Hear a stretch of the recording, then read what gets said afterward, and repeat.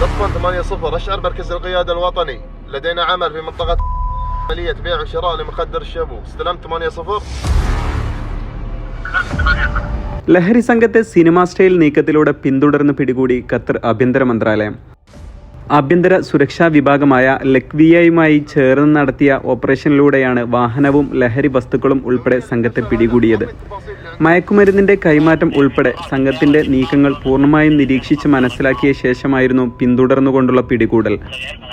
വാഹനം തടഞ്ഞ ലക്വിയ സായുധ സേനാംഗങ്ങൾ തോക്കു ചൂണ്ടി വളഞ്ഞു പിടിക്കുന്നതിന്റെയും പരിശോധന നടത്തുന്നതിന്റെയും ദൃശ്യങ്ങൾ സാമൂഹിക മാധ്യമം വഴി പങ്കുവെക്കുകയും ചെയ്തു. വിജനമായ സ്ഥലത്ത് വെച്ച് ലഹരി കൈമാറുന്നതും പിന്തുടർന്ന് പിടികൂടുന്നതുമെല്ലാം ദൃശ്യങ്ങളിലുണ്ട്.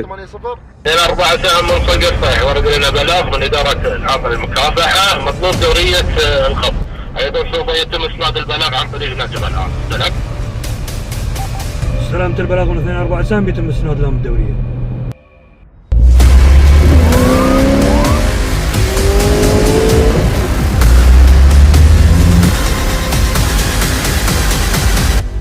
دورية القبض داهم.